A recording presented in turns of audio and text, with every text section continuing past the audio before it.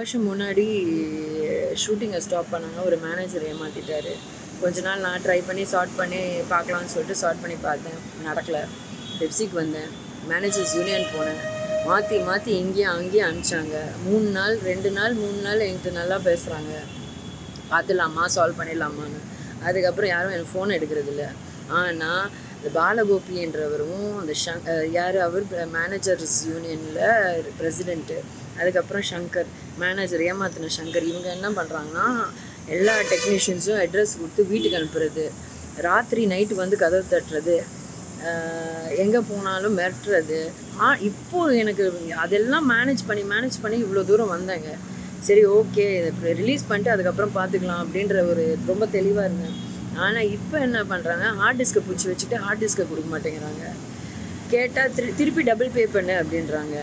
Double பே பண்ணால் சரி, அதையாவது நம்ம இப்போ ஹார்ட் டிஸ்க் எப்படியாவது வாங்கிடலான்னு சொல்லிட்டு 40,000 கட்டலாம்னா, இல்லை 40,000க்கு ஏற்கனவே இப்போ பே பண்ண 40,000க்கு திருப்பி 1,20,000 கட்ட சொல்கிறாங்க.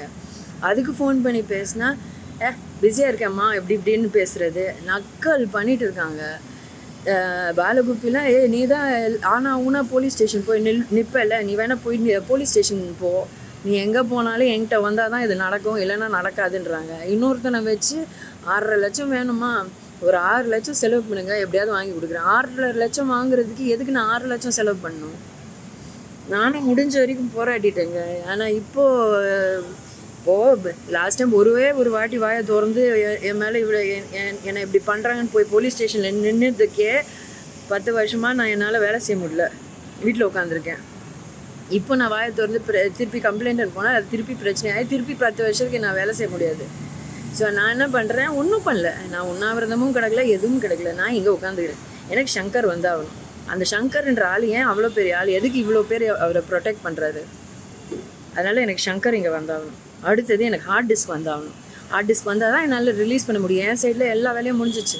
ஒரு ஹார்ட் டிஸ்கை மட்டும் பிடிச்சி வச்சுட்டு குப்பையில் இருக்கும், தேடணும், இப்படியெல்லாம் பேசுகிறது எனக்கு என்ன சொல்கிறதுன்னு தெரில. நான் இங்கே உட்காந்துருப்பேன், சங்கர் எனக்கு வந்தாகணும், என் பணம் எனக்கு வந்தாகணும், ஹார்ட் டிஸ்க் எனக்கு வந்தாகணும்.